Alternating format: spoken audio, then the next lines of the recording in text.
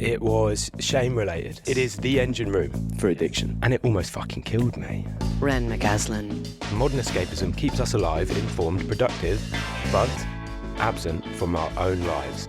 We hate feeling bad. It's just part of it to feel bad sometimes. The depth of your grief is also the depth of your joy. Modern escapism doesn't help us leave our lives, it overlays it. Weed, porn, alcohol. That's pretty decent, that's a couple of them. Or whenever I feel a bit low, I just like have a wank. Same, honey. So what's everyone doing now?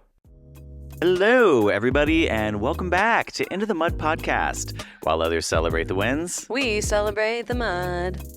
I'm Drew King. I'm Alex Cumin, and we're here at the Mullen Flatiron in beautiful New York City with a dear, dear friend, Ren McAslan. Hello. Did I fuck up your last name? You did not. Wow. Great. Ren I realized as it McAslan. came out of my mouth, I was like, oh, I don't know that I've said that name out loud. That's it. It's not McAslan, it's not McAslan, it's you did it right. I McAslan. nailed it. But I nailed it. Okay, but between Renwick and McAslan, Oh, I've yeah. chosen not to be worried. Is it Renwick or is it Renwick? So it's Renwick, But there's a the W is in I there. silent. know there's a The W. W is silent, and The the W W's. really throws people. So It really does. Ren is fine. Ren is perfect. Ren is fine. Ren. Ren, our beautiful creative director friend who's done so many wonderful things, and an author and a writer and a now solo show taking to Fringe. Exciting. Yes. And also the reason that we know each other, wonderful boxer. That's where we met, what, like 3 years ago? 3 years ago. 3 years ago. 2022. yeah. Wow. Love, love, love, love. Love it back. Love it I back. love it back. We love it so much.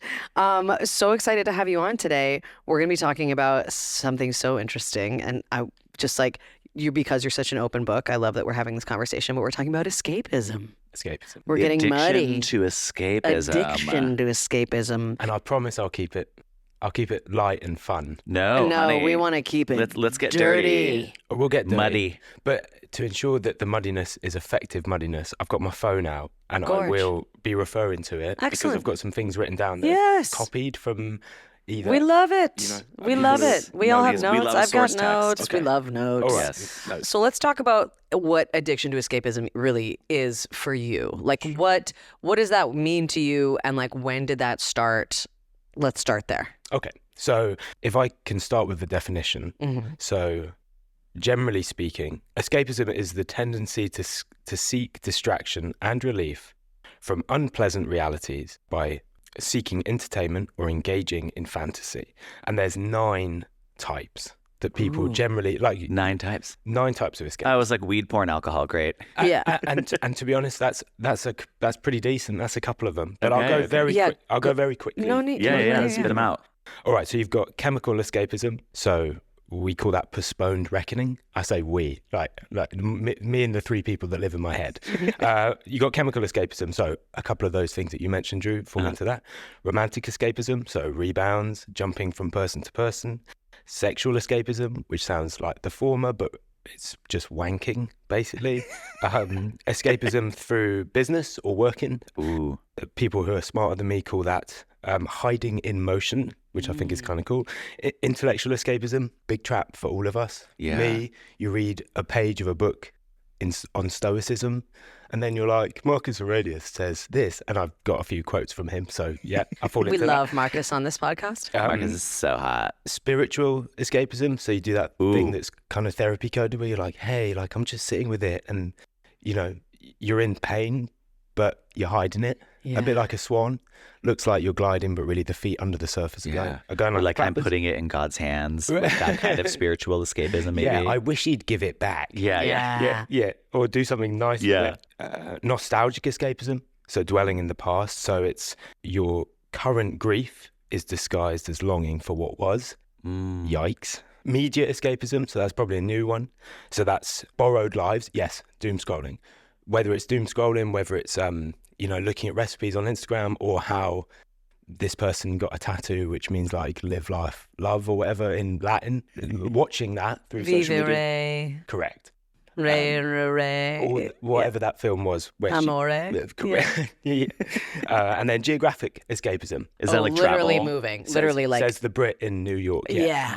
Oh. But wherever I go, there I am. So, Yeah. so all of these things Okay. essentially prolong dealing with the thing Correct. Yeah. that you're uncomfortable with. And I'll just say that what's really interesting about escapism is, I guess there's been a shift with modernity, with constant access to phones, all this stuff. It's hardly a new idea, but where escapism used to be what's referred to as episodic, it's now constant. So episodic was, I'll have a hard week at work, but Friday night I'll meet up with the boys and we'll go to the boozer. Yeah. So that's a sort of escapism, but you're also kind of rewarding, and it's a hard day's work for a fair day's pay. Whereas now it's just constant low grade, and the access never really stops. So one more thing to read, if that's okay. Yeah.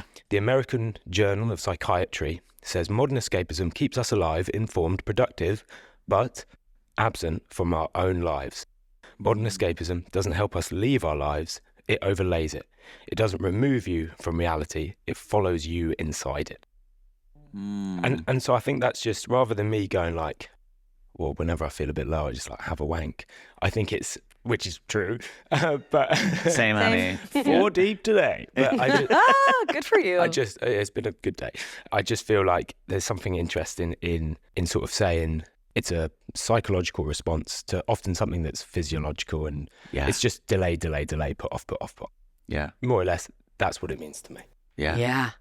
That's a really, really detailed explanation. Thank you. Yeah, no, and it's good. It's And I think great. it's so helpful for people to hear, because I think some of that can be disguised as like the work one, right? Yeah. Like people, well, no, I am a hard worker. Just busy. Yeah, I'm just hard busy. worker. Busy as the stamp of approval, particularly in American culture, New York culture, capitalism.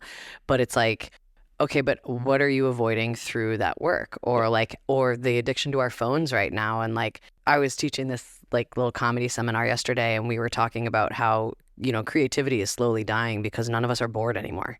None of us can stand even a moment without looking. Think about when you're standing in line for something. You have to wait 1 minute in the coffee line, You have to and look at your phone comes out without second thought. Yeah. Whereas before, you used to have to look around, engage with people, have conversations, have micro interactions with strangers. That's all gone now. And they feel good, those little interactions. Those feel amazing. Like even the other day, I was on a walk, and this guy said to me, "Good morning." He must look at in pain a mile off, because I think I was all hunched over and wearing 6 hoodies and whatever. And he was like, "Oh, good morning." And he was sweeping up the leaves in Fort Greene Park. And we had this chat, and he was sort of born again. And I didn't want to tell him I'm Jewish, because that always gets funny. That gets the born agains going. It can get a bit of a funny response. And so I sort of glazed over, and he talked to me about eternal damnation and quoting Romans and the demeanor of the books, the ones where there was a lot of fire and all that stuff. But the interaction mattered. And I had my headphones in, and I, listening to anything from Esther Perel to Lil Wayne, the full spectrum, anything to keep me from thinking about the stuff that hurts me and worries me and bothers. But the interaction net felt good. Yeah. And I thought like a nice way to come out of that very internal swirl thing that I was in. And the busy thing that we were talking about, I'm good at looking busy, but when I'm in it, my phone is right there and I'm checking it. I'm writing a sentence, then fuck me, like asking ChatGPT if it's any good. Yeah. ChatGPT obviously knows I'm dangling by a thread, because it's like, this is hey bud. Hey, from everything you've told us, this is exactly. I'm like, is it award winning? And it goes, it is award winning with some alterations. I'm like, well, you're changing every word in the sentence, so maybe it's not.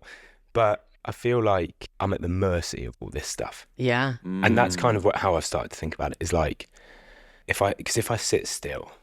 Yeah, what happens when you sit still? I'm trying to get better at it. I used to be really good. I used to wake up every day and meditate. Yeah. And do like headspace. Like I'm not it's not from within me. There's a guy who sounds a bit like me going, breathe, you idiot. With some nature sounds. Yeah. Yes. And that used to be really good. And it allowed me to put certain things in certain boxes. Yeah. And that for me was a way of like combating feeling overwhelmed. Just breathing, or like tracing a feeling from your head to your toes and making an effort. Like if I'm sitting here, I go, well, my right shoulder blade is making more contact with the pillow than anything else. And for that moment, your brain becomes occupied in the fact that your right shoulder blade is touching the chair. The minute you stop doing that, and the minute you stop being really rigorous with yourself, everything just sort of comes in at once. And so the stillness is difficult. And there's this there is a mode that your brain switches into when you aren't busy called default Network? mode. Yes. Yeah. Default mode network. Something I think like that. that's Yeah. it, or it might be default network mode, but it's essentially the suggestion made by clinicians that the majority of humans' brains, I think it's in the medulla, the majority of the mode that you find yourself occupying when you are left to your own mental devices, usually for most people, becomes negative, which is a crazy thing to think that our default setting, and I don't know if I'm using default in the same way, default setting is negative. Well, and I also Interesting. wonder if that has historically been the truth, or if that is a recent development with our ability to know everything that's happening all the time. Sure, it's And been constant comparison through social media. I'm sure it's been Yeah. compounded. Like Yeah. if I'm a Viking and I would have been terrible, I would have fake dead would be the big war tactic. Just like, but I think if you're, and that's why, going outside and camping is so good for so many people, or, Yeah. or taking an excursion, Mhm. or going in. I don't know why I'm thinking like Kanye did this, because he's not a good reference point for anything as far as I'm concerned. But I think he fucked off to Montana and wrote an album. I like to think if I fucked off to Montana, I would also do that, because your immediate needs then become like, it's a bit dark, it's a bit cold, I should probably get light, I should probably get warm, Yeah. and then I'll write with a candle. Yeah. Your needs are suddenly reduced. So I think, to your point, Drew, I think it's definitely been compounded by this constant access, comparison, and noise, and we're negative little maniacs. And mantra is a really great, proven way. And I don't want to sound woo-woo. I say all this stuff. I love it. I barely do No, any of we it. support it. We're supported. You know what I'm I'm super like, into it. I know. I love it. Would you have one? Do you have a mantra?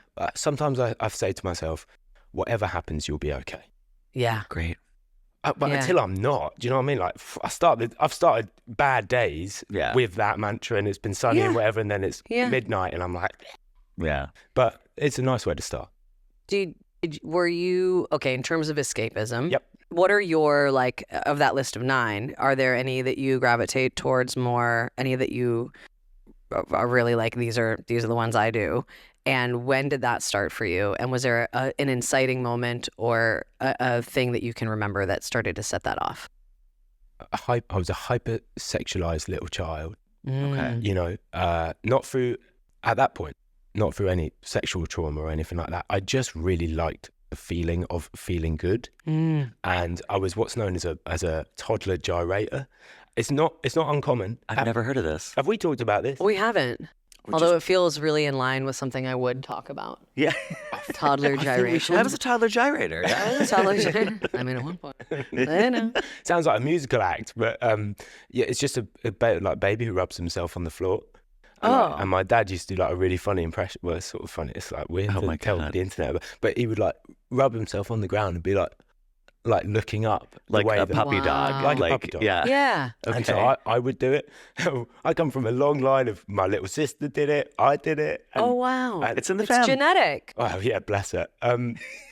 So I hope the other stuff isn't, but yeah, so definitely that. And, I think age 13, my parents were dumb enough to get me internet access in my bedroom. Oh God. I mean, Yeah. I didn't eat. I didn't. Yeah. I didn't do. So I think honestly, I think like solo sexual gratification was a big one. Uh-huh. Like truly. Yeah. The anticipation, and there's lots of science around this, the dopamine loop, and how actually lots of dopamine is about the anticipation of things. So Oh, absolutely. us talking about going for a drink at some point made me happy, because I'm like, oh, it's not even the effect of a glass of red, but I'm like, oh, I'll sit with Drew, Yeah. and we'll have a glass of red and we'll cheers, and then we'll do that thing, and then we'll eat an olive, and then we'll probably have a martini, and so exciting. Just frothing out the mouth already. I'm like, give me the Yeah. fucking martini. Make so it exciting. dirty. So that anticipation, Yeah. dare I say, is like nicer than Pinot Noir. Do you know what I Yeah. mean? So it's like the booze thing. For most of my life, I was like actually like a bit of a lightweight, and booze I really enjoyed. Love a lager.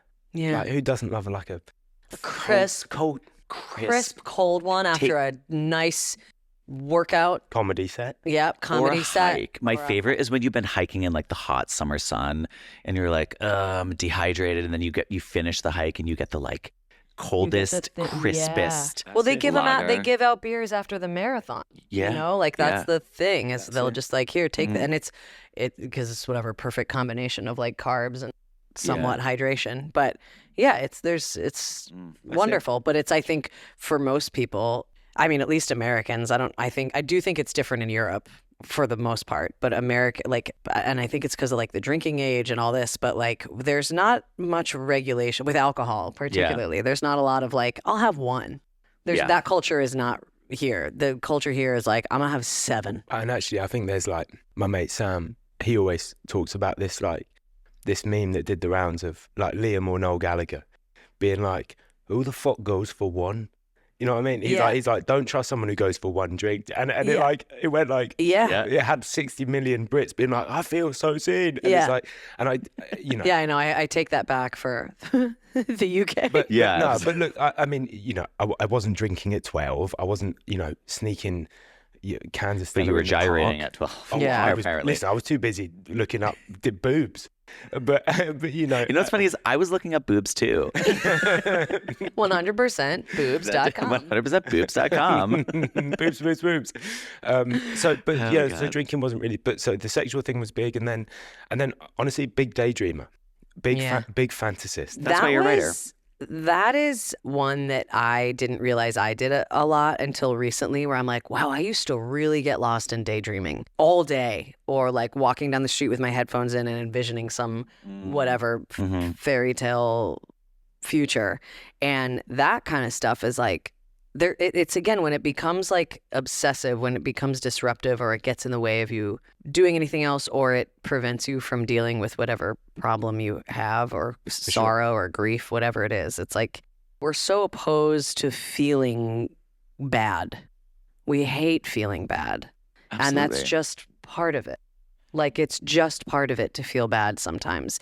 The depth of your grief is also the depth of your joy. So you are robbing yourself of joy when you don't let yourself feel there's a great Khalil Gibran poem where it's like your joy is your sorrow unmasked. And it's like Beautiful. That's like the first line, and it just talks about how like the how much you feel one is how much you can feel the other. That's why we get so sad when a loved one dies, because grief is love with nowhere to go. Yeah. You know? Oh, I love it. I love it. Really, yes.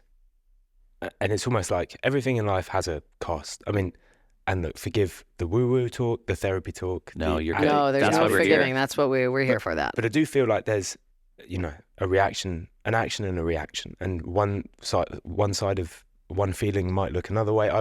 I've always described myself, I described this to my mother, if you can believe it, as being like a coin that's spinning on the table. And on one side of it, it's pristine. Or, you know, trying to be. Yeah. Which represents the romantic side of me. So the fantasies of that is some beloved in the distance walking towards me on a marriage day, wedding day, I guess it's called. And there's string lights, and there's this, and she got bare feet, and I got bare feet, and there's her friends around, and it's beautiful, and she's ethereal, and like that's what I want. It's all I've ever wanted. On the other side of the coin, it's so scratched. And it's so damaged, and it's so dirty, it will crawl over you, it will take a swing at you just to get some pleasure, or to get something. Probably, you know, or some, if we're talking about love, well, the other side is lust. And it will be, you know, I've been in cubicles with my pants down, you know, looking at myself, spitting at my reflection as I come. That's the other side. And we'll get onto the mirror thing, because that was something that I did for a while. Talk to me about the mirror. Wait, so is this like a you're like, oh, that's is this a real mirror, a metaphorical mirror? Are we gooning? Yeah, are we gooning in the mirror? No, is this like that coin thing's a cool image? Oh, it's real, and you're a sicko. No, not a sicko. Hit the panic button. No. The negative self-talk, is that what you're talking about? So the negative self-talk, yes. In front of the mirror, yes. At 22 and 1 day old, I had an episode, I guess I could call it, in my first place of work. Great way to start a book, but it's, I was pulled into a disabled toilet at the top floor of my first advertising agency and told by a senior member of staff who pulled rank if I could show him my penis and my bumhole, which I had a wonderful ex-girlfriend called Laura, and she used to refer to it as my wet spider, or a bat with its mouth open. So I was surprised that he wanted to see that. And I thought, as I pulled my cheeks apart, I thought, you don't know what you got coming, mate. You know? Oh my gosh. So, he didn't touch me, didn't lay a finger on me. He just did a load of coke and yeah, and assaulted you. Well, again, I'm hesitant to use that term, and I don't really know what term it is, but it's a violation. I would call that a violation. I think it's. I would also, I certainly felt violated. Yeah, 100%. But I was young. It was my first month in this job. Power dynamic. Yeah, to the max. Yeah, he told me we were in this pub across the way from my first place of work, and the agency Boozer, the local, and the agency were so close. At one point, the founders tried to get a third floor walkway built between the pub's window and the agencies, and Westminster Council didn't share the agency's appreciation for Jaeger bombs, so it declined planning permission. But it was very close, and I was standing outside. He came up to me, offered me half of his glass of Prosecco.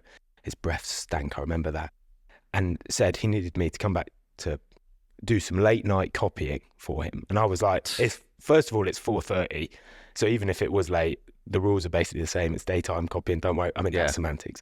And he said, look, he leant in real close. I could smell what he had for lunch. And he said, you're a pooch for whoever needs a dog's body. Don't ever forget that. Come with me. So he took me upstairs. And and we got into the bathroom, and he said, show it to me. And I couldn't do my belt because my hands were shaking. It makes me shake a little bit now, but I'm cool. And he just did a load of coke, offered me some. I'd never done some. And he was like, I'll never forget. He said, you should, because coke will make you horny. And then I was like, I don't know if that would change anything, mate. And I don't know what he got out of it. I mean, honestly, it was like a raisin. So I don't know what he got out of it. But, but for him, thank you.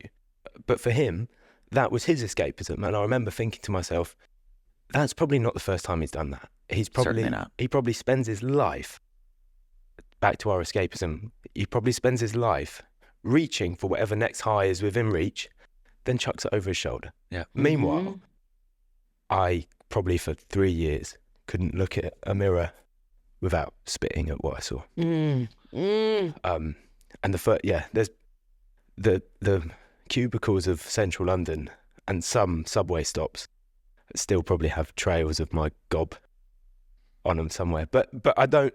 Yeah. It's cool. It's cool.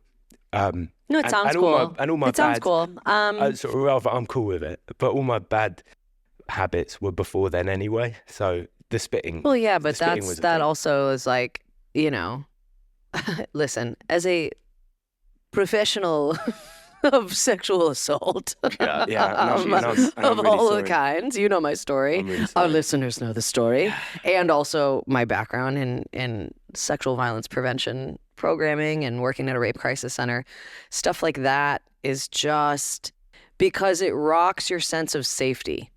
Yeah, it rocks your sense of like, oh, the workplace is a place where I can be safe, or this power dynamic where this person clearly has power over me, where if I don't do what they say, I could get fired. Like it shatters your foundation, and you can start to move through life just like fearing everyone and everything, or questioning yourself, or what did I do wrong? Well, how did I bring this on myself? Why did I agree to it? Why did I get aroused in that situation? It's because your body and your brain disconnect in those situations. So it's that part. I felt responsible, and I've only just in therapy started to understand what like the inner child is, and I never really. And sorry, first, I'm really sorry. Oh, thanks. We're good on that one too. The inner child, I never thought that needs healing, because my mum and dad were amazing in my childhood. I'm a posh boy, posh, privileged. I've never been denied anything. Material stuff, sure. I got a PlayStation later than everyone else and all that. How dare they? But disgusting. Like love and support and like conversation and kindness, and like I saw like teachers, special teachers, because my mum realised I was like dyslexic, and I was like very emotional little child, very emotional, and she was like, "We cut from the same cloth. You should go see this woman, Angela Webb." And then I saw this lady, Mary Lowbasher, who just kept asking me what I saw when she showed me certain pictures, and it was all like fannies. I was like, it must be a joke because all I see is vaginas here.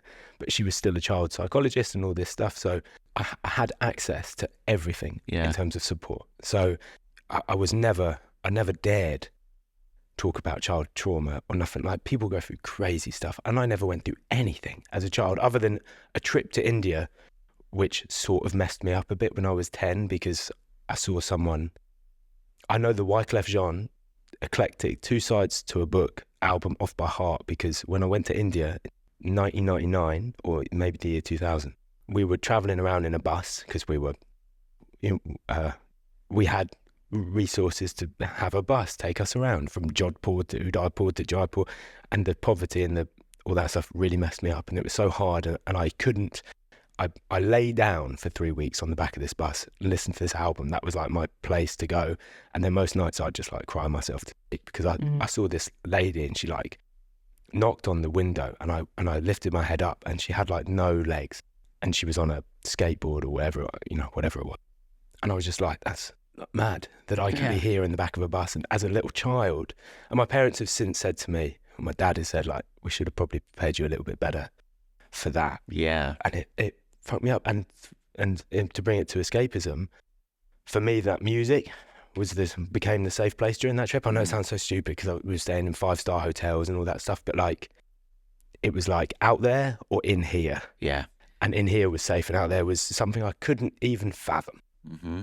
Well, it sounds too like, I think for people who are empathetic and feel a lot, it can sometimes feel like you're walking around the world with no skin, where it's just like everything just comes at you, and you have to learn how to, and nobody teaches you how to do this, but you have to learn how to like kind of protect yourself, protect your energy, and not absorb everyone's emotions around you, not absorb the emotions of the horrors of the world around you, and that can be really hard. It's overwhelming, and that's where I think escapism can come in too, where it's like, it's way easier for me to be drunk and get this temporary happiness from the buzz than feel the like, I was talking to my therapist about this a couple weeks ago because I was like, man, I was drinking a lot. I've been drinking a lot lately.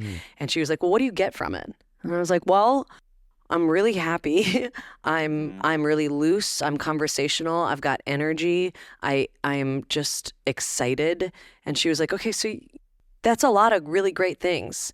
And like, let's stop being so hard on yourself that like you are searching for those things because you're having kind of a tough time with other stuff. Yeah. And it's harder to dig up why we're having a tough time, especially when it's a lifelong tough time, or when it's a lifelong, for my stuff, it's like childhood trauma, it's medical trauma from cancer. It's like stuff that's like, doesn't really have a clear like, all right, we solved that. It's just like a nebulous fear that's just kind of always around me. So it's like, yeah, I love drinking.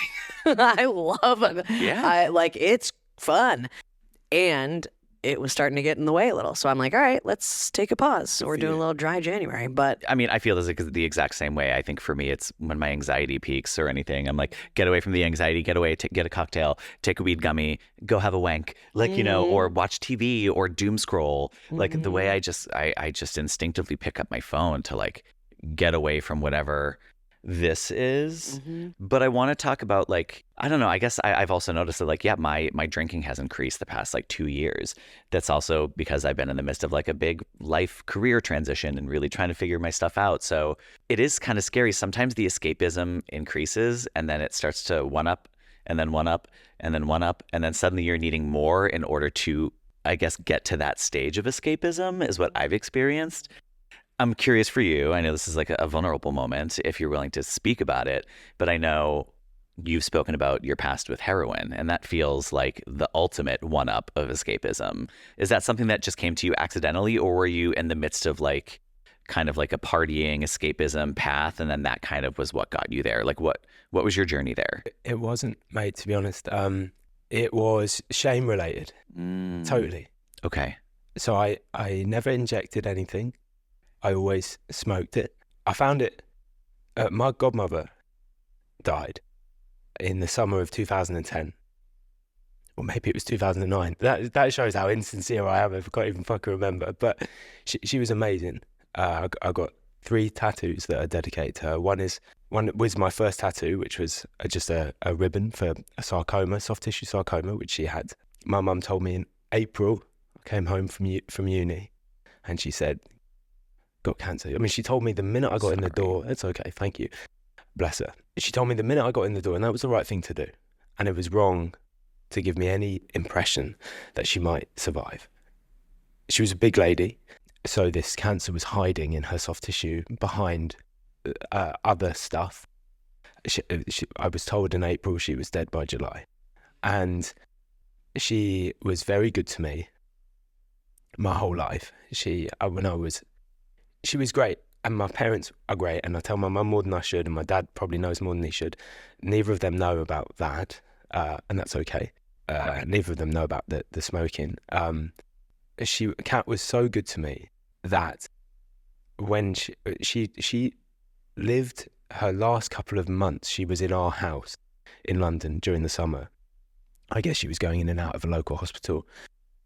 And there was one night where she was staying at the top of our house, and I don't know why we put her there. I think it was like a 3-bedroom, but it was a big, tall house, 5 floors, 6 floors in London, and she was on the top floor, and I remember seeing her earlier in the day, and she was lying there, and all the lights were on, and it must have been so uncomfortable for her. She was like, my sister had like this really low bed, and so she was low on the ground, and she was looking up at me, and I was looking down at her. And that night, I left the house and went out with friends and ignored her and ignored my duties, really, to be there. I was 19 or 18 or whatever it was, and I couldn't do it. I could not face and talk about escapism. Yeah. I mean, I escaped from. Well, the I don't think you were ignoring it or her consciously. I think, again, at 19. Yeah. You were faced with a wave of emotion that felt too overwhelming to sit with. Yeah, I mean, and look, Rightfully so. and I would say that now. Can I really swear? Yeah. Right back then, I was just a selfish little cunt, and that's the behaviour of someone who I don't have any time for that in myself anymore. And I'm really hard on people when it's like, and sometimes I'm bad, so it's kind of rich. But sometimes I'm like, I get funny about birthdays. I'm like, should we get that person a birthday present? And my mates are like, mate, we're 36. Like, we don't have to get him what are we going to get him, a candle? And I'm like, great idea, $30 each. Like, yeah. And that's Diptyque. That's a great candle. They are, but they don't last, but whatever. There goes the sponsorship. And that's not me being like, oh, I'm such a good guy. That's me like saying, I'm a fucked up projector of like, don't forget. And I used to have I've got a mate whose father died in the tsunami in Southeast Asia. This one was one, it like was in Sumatra, and it sort of decimated Thailand, and a lot of Brits died. Actually, a girl I was at school with, God rest her soul, Lucy, she died. But this friend of mine, Phil, his father passed, and he didn't labour the point like I do. Every Father's Day, because we lived together in London, he'd go, it's Father's Day tomorrow, isn't it? I go, oh yeah. He goes, have you got your dad anything? He's all right, well, I'll just give him a hug. And he goes, no, you should get him a card. And that would be it. And then he drank a lot those days. And so he does it in a nice way. I'm like militant around it. But it's just me projecting the regret I have about Kat and the shame. I carried that. And I was just like, let me leave. I had a really tough time with it. Although, nice story. I was putting together a CD for her memorial. Track 1 was Jungle Land, beautiful Bruce Springsteen song. And one night I woke up and I was just like, no, sorry, I went to sleep, and I was shouting for Kat, and I went to sleep, and I woke up, blaring out my laptop was Jungle Land, which is not, look, it's probably an electrical track. It was track 1 on the CD. No, but still, yeah, but it's like when it's you didn't hit play. I didn't. No. Unless I slept walk. But so that was in, when was that? 2010. 2010. And then after that is when you had, okay. And that was maybe that was the catalyst. It certainly. It was all shame, man. And And Shame is a powerful driver. Yes. it is the engine room for Yes. addiction. Mm-hmm. And most of the time, like we just say, like I say we, the people in my head, but also more knowledgeable people around me who've helped me. You did the best you could with what you had. Mm-hmm. Yeah. And most of the time, most people do. Yeah. And a big lesson for me, like I carry so much regret, man. I still think about, like, I called my ex-girlfriend a cunt on the bank of the Seine because I was on antibiotics and I'd been drinking for 12 hours. I got overexcited because it was my mate's wedding and I was singing a Scottish song on the French metro. I was not Copus Mentis. I don't know when I'll stop regretting that. Or once I've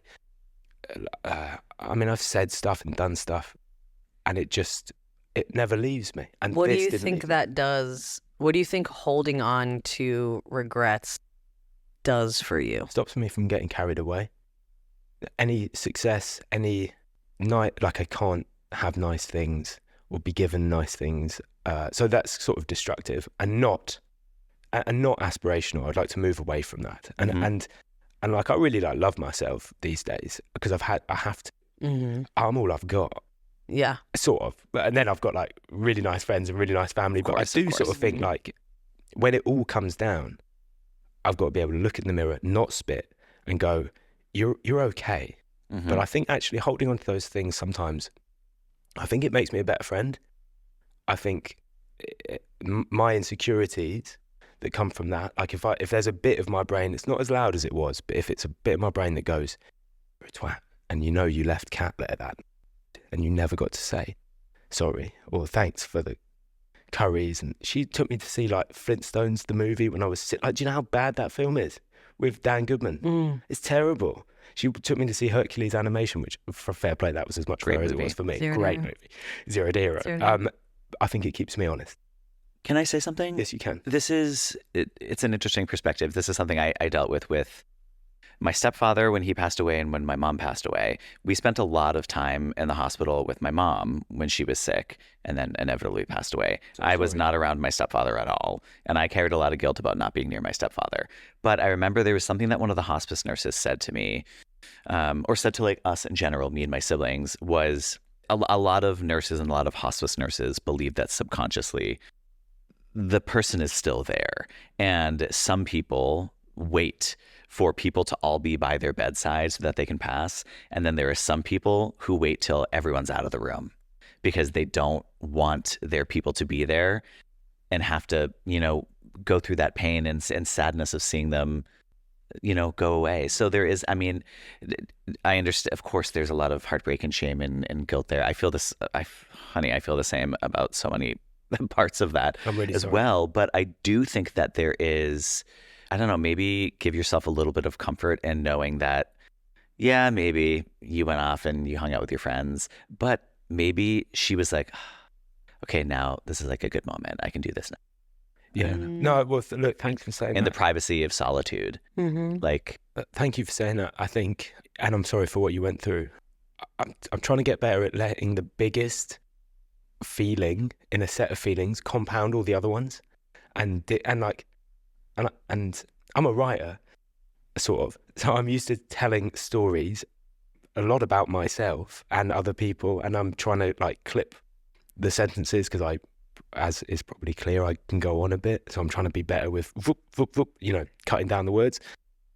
And so for me, it's just like, great godmother, I fucking left her alone when she was dying. Biggest feeling. Like, long, complicated relationship, called her a cunt on the bank of the Seine, and that probably took a lot of the wind out of it. Long friendship, fell out over money. Like, I'm trying to not let these, just because they're big emotions, don't mean that they have to be like this monolithic, granite-like object that just squashes everything else. Mm-hmm. And that sounds really silly, but a lot of the escapism that I feel drawn to, and maybe other people do as well, comes from letting that biggest feeling or most accessible feeling rule everything else. Like, I'll cry if I talk about the fact that I left Kat to die, more or less. That's a big feeling. Really nice memory I've got is this one particular curry that we went for, and we both agreed that it was terrible, and we sent it back, and she demanded that we leave. And like, that was just a nice, funny thing. That, or, you know, the sight of her coming through the door, she would always say, "Hello, gorgeous." And I can see the sun on her back, you know. Those are precious. The fact that I left the way I did isn't something that I should let define everything else. And it almost fucking killed me, you know, with that drug. And the last time I smoked, someone told me that I was shouting help.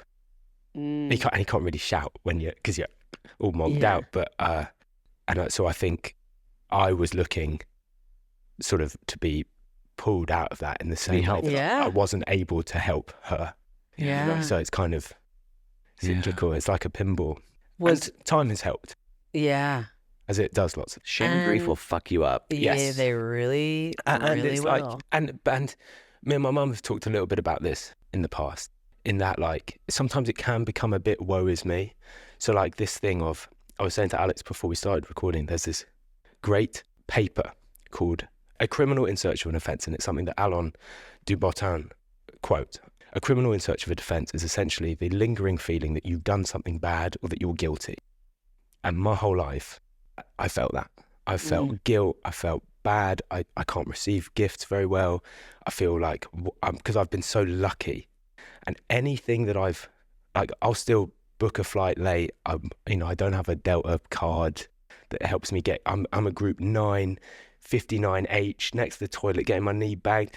And I think part of me thinks, well, you're leveling the score because you've been so lucky and you've got so many kisses and so many cuddles, and I went to posh, beautiful school where there was like a fruit bar, and you could pick like passion, like, and no one should fruit bar. What? And I'm so grateful for that, and I loved it, and I'm not really. I think it's sort of unfair to have to pay for education. I mean, it's just not. I've had lots of unfair advantages objectively, and I've always felt bad for that, and I've always felt undeserving, and I've always felt and my mum goes, well, shut the fuck up, because when you feel that, it means that you're grounded in that moment, and you're just, oh, I'm so lucky. And she's like, why don't you use everything that we've done for you to help people? Yeah. And which I try to sometimes, but really I'm selfish. Why don't you why don't you use your resources and for fuck's sake, write something, fulfill your potential, tell a story, write a book, finish the play, do the film, and stop getting your little violin out. I remember the first time I went to a meeting, the guy chairing the meeting, when I told my story, he went, poor little perfect life. Like that. Yeah, see, which that's is also, not helpful. That's not. I think in that moment, I think I looked at a version of a response, which was of the same ilk of get on with it. But it was a little judgmental. But I think that was him. That's also not the point of those. Yeah, Yeah, that was his issue. He was deflecting or projecting what he was doing. So maybe he was just poor little perfect life. Yeah. But, you know, I think, you know, he had a point. And it's sort of, you know, get off that thing, move forward, get other people with you, say something worthwhile, do something for fuck's sake instead of wallowing. And I'm really not a wallower, but I think this stuff informs the other stuff. Well, and it's you know, again, like years of therapy and years of like me being like, I just want to be done thinking about this thing. Like, get this out of my head. I don't want to talk about it anymore. I don't want to analyze this anymore. I don't want this to be the glasses through which I see everything. I just want to fulfill my purpose, live my life, be happy, have great relationships. Yeah. Like, and you can get caught. I think there's a difference between like giving yourself the space to grieve when awful stuff happens to you. And then there's also the time to be like, okay, we've done work on it. We've drank about it. We've meditated on it. We've paid a therapist for it. What is the action? What is the action that moves us through this now and moves us forward? Put it away. Yeah. Have the courage to, because in a put funny it away, kind of ways, or even just put it in the back seat. Yeah. If you can't get it out of the car, that's fine. Don't let it drive. You're letting it drive, and just put it in the back seat for a while. or it's some sort of crutch. Yeah. And for me, I'm big on that. Yeah. You know, if I do my boxing classes, and I could never do a box. Maybe I'm an egoist, or maybe I feel, oh, I must tell this story, or I'd like to think it's me just like parting with my truth and doing it without ego. I love that. And let me just interrupt you to explain. So Ren is a boxing coach, but that's where we met.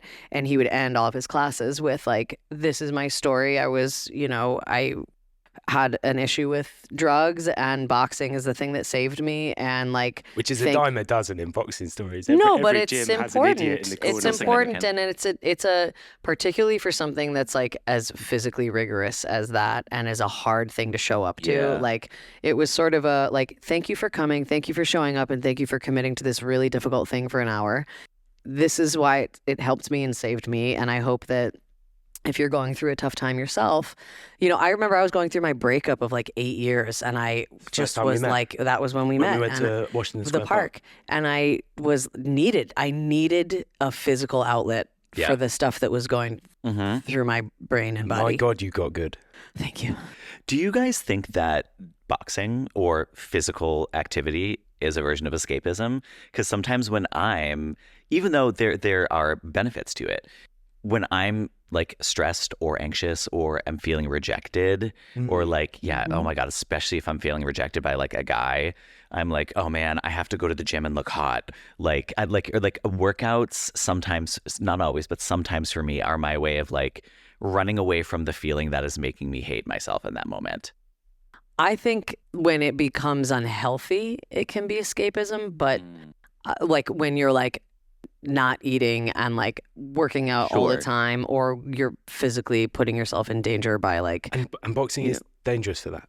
It's a weight-making sport in its essence. Yeah. And it can make you very conscious about what you're eating and what you weigh. Yeah. When I was earlier, like in October, November, I stepped on the scale every day, and my alarm bell started ringing off because I remember this, and I know what comes next in a sport where you're not really meant to eat, and all that stuff. So I agree with you. And actually, the word unhealthy when it comes to physical exercise is a word that I never use, but in that instance, yes, I really do. Like the person who wakes up and runs 15 miles and whatever. Like I just watched The Alpinist the other day.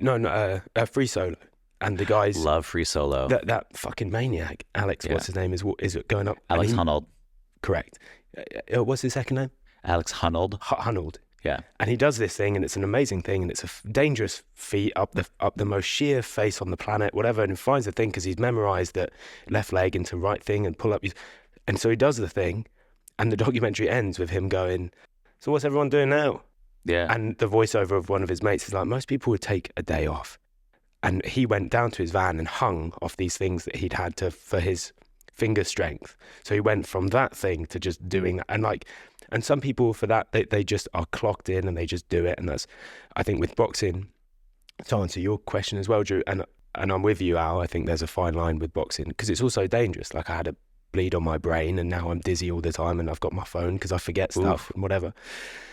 Not to quote Jordan Peterson for anything else other than this. I listened to this back when he was a good guy before he got so red pilly. But he said there was a very interesting pod that he did about people really valuing and spending good time with people that they love and not being able to like get themselves into a mode to fully be present. And I've sort of struggled with that a little bit. Like I'll miss my mum and dad so much and my love for them scares me.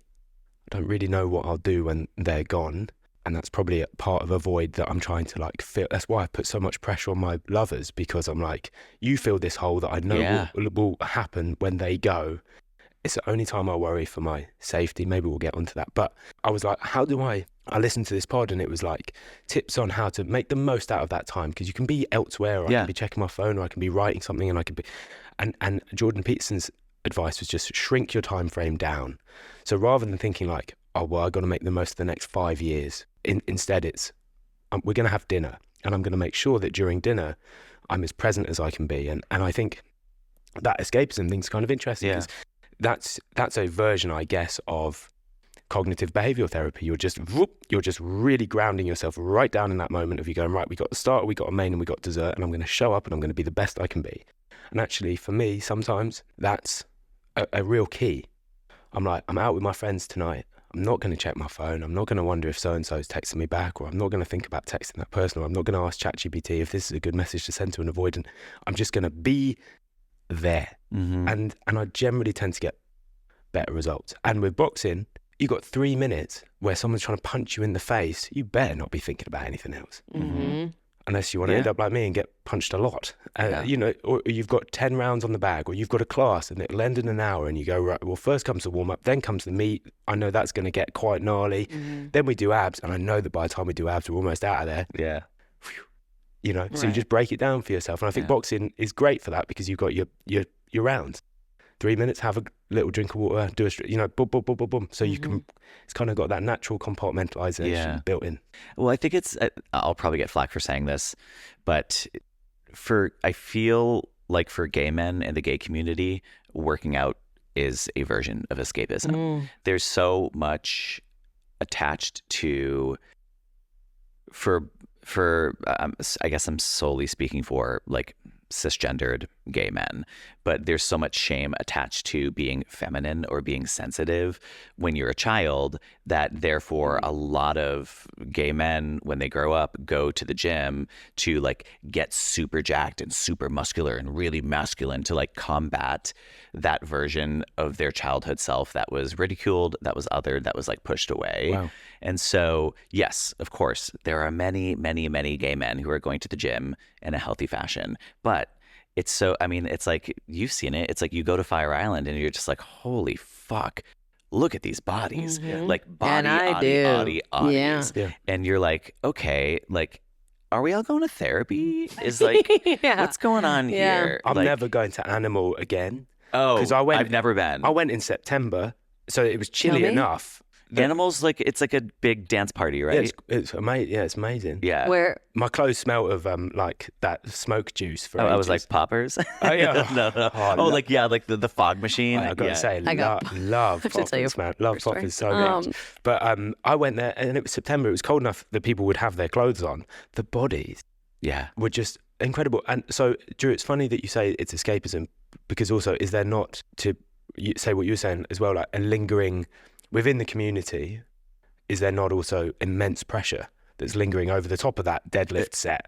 Yes, it's good for your mental health, but also the quads. You know, Oh my like, God. How do you balance the two? How can it be both, or is it just that? I think it's just a healthy balance, making sure that, you know, I don't know, they're going to therapy and doing some inner work, and that it's not strictly inner and outer. Inner and outer. Sure, if that's the physique that you want, great, but also make sure you're doing a lot of inner work as well, to make sure you're doing it for the right reasons. I think that a lot of wow, I'm really gonna get like skewered for saying this stuff, but like, I don't think so. I think you're. Listen, we've talked about the gaytriarchy before. The gaytriarchy, like I think that there's a lot of shame and comparison, and like fear of loneliness, and the need to be loved, the need to be desired, the need to belong, that drives a lot of gay men's physical gym workout regimens. I had a client, I won't say his name, amazing guy, like an angel of a man. And I'd say, you know, how are you? And he had beautiful teeth, beautiful nose, beautiful chiseled. I mean, he was just amazing. Yeah. And a really great boxer. And I will say, from times that I've taught gay men, and forgive me if I get terminology wrong here or make any assumptions or anything. Like, look, I'm training a lot of faggots. But the first gay man I ever took on the pads, he was brilliant and really agile and mobile, and just had like a really great sense of distance, all that boring stuff. And I thought, with every punch, and he wore his glasses, and I thought, with every punch you're throwing, I bet there's a flash of some playground in North England somewhere where some guy, you speak like a gay. Yes. And I thought, you know, good for you, because he could crack that right hand, could bring through a left hook. Or actually, he was southpaw. I'll show them mentality. Yeah. And I thought, you fucking, it hurts my hands, you know, so go easy on it. But like, you know, I thought, and he would sort of tense, and I thought, that's fucking brilliant. But my recent client, he used to say, I just want to get hot, or I just want to, my waist is just this. And like, he was perfect. Yeah. And I was like, and his ass was like high and tight. And he was just like, do you think my ass is, I was like, no. I was like, you could eat off of it. What the fuck are you talking about? It's like it's like a marble tray. Like, what are we talking about? And I did get a sense. There's a really good exercise. Okay, let's do it. And I'd like to suggest, well, there's two things. The anxiety that we feel in our brain often will just be in our bodies, and it's this relationship between our brains mapping the hurt on our bodies. Could we call that somatics? Somatics. We could certainly call it somatics. But one really nice exercise is to take, they call it like the 2 and flush, which is the deep breath in through the nose, and then when you can't think you can do any more, you take in a little more sip, and then you flush it out. But when you do that, you're pushing down on where the pain is, and for a lot of people it's exactly where you're pushing during right in the solar plexus. And it's like there's a theory that over time your brain will redistribute wherever it sends that angst, and it's very kind of chakra. This girl that I was on a date with showed me it once, and then she showed me what tantric breathing was while at a table, in a fancy restaurant, which was strange.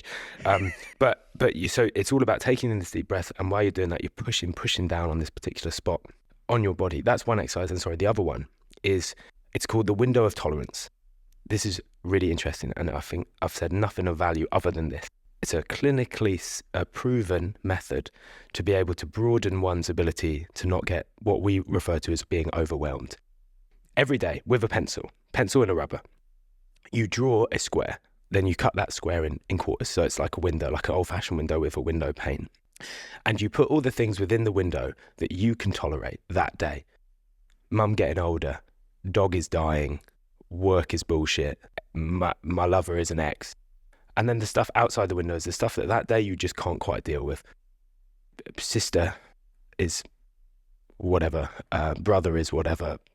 And every day you're encouraged to reassess that window, and you can scrub out some stuff and move it, and you can put it back in the window. You can take it out of the window and put it outside. If you're having a day where you're just missing your ex, scrub, it goes outside the window. And then that day, to ensure that you don't sink into all these 9 types of escapism, you're just looking at what you can deal and trying to not necessarily deal with this stuff. But because of the exercise of writing it down, even if it's outside the window of tolerance, it's still there in your subconscious, so you're not running from it. You're acknowledging it. You're just putting it outside the window. And love that. then, I feel a bit like in Zoolander when he's like, the files are in the computer. But like for me, I was just like, fuck. No, it's the different stuff clicks for different people. Yeah. And it's also a combination of stuff, like the breathing exercise. There's a great book, Eastern Body, Western Mind.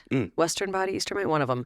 But the so much of like Eastern medicine is based on like energy and chakra and body and spirit and slowing down and getting in touch with that. And we really don't do any of that in the Western world. And like this combination of things of like breathing exercises and therapy and writing things down and boxing, and like that's all the stuff that's helped me get through everything. It wasn't one thing. It was like a combination of all of it that helped me move through it. And can I just say one more thing? One more question that I saw. Yeah. Which was about tips for people who really fear stuff crumbling in their life. Yeah, I actually want to hit. I did a really rough mushroom trip on January 1st, and like that's what kind of like avalanched towards me, was like everything is terrible. It's all gonna burn. Like it was like just like an overwhelming like, I don't know, just all the fears and anxieties and insecurities like just came like fucking punched me in the face.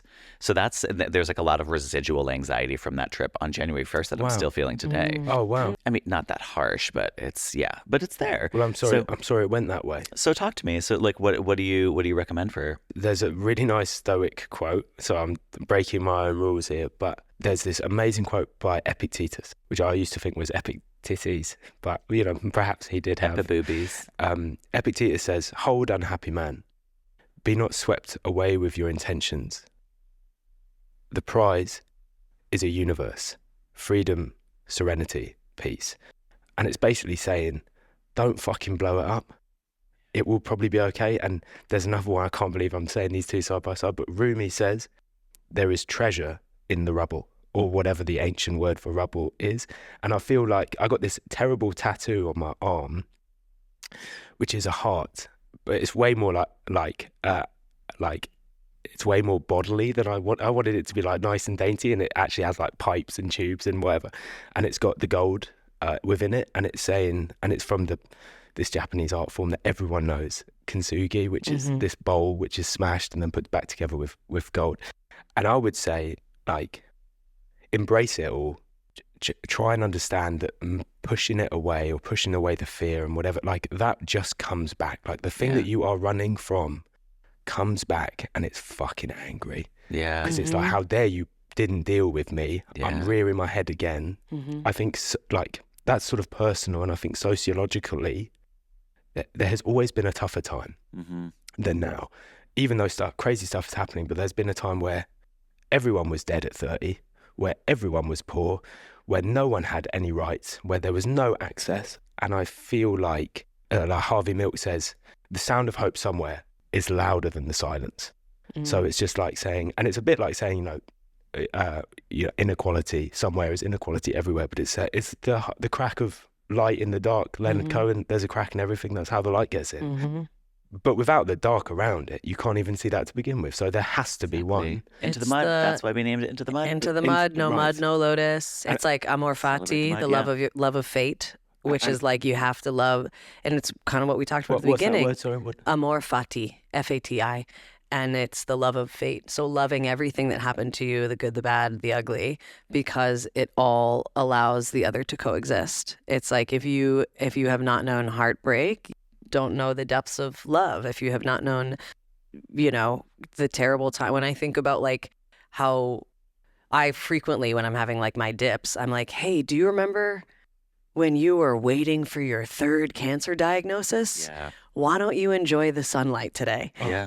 That's like that. It's the counterbalance of like, yeah, I've known some really tough, brutal times, but I also, God, I've had so many beautiful experiences on the flip of the coin's edge. And so it's like, it's hard. It's a lifelong practice, but I don't know. I've been listening to a lot of Alan Watts lately too. Clearly. So that's but I think to end where we started, like, it is about having that glass of wine.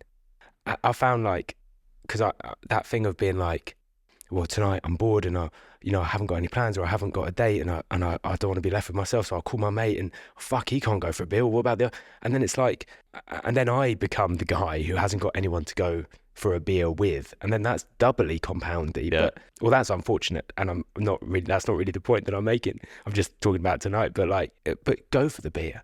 And like have the connection, or go, like the other night I was feeling a bit down. I went to the gym in the evening, which I never do.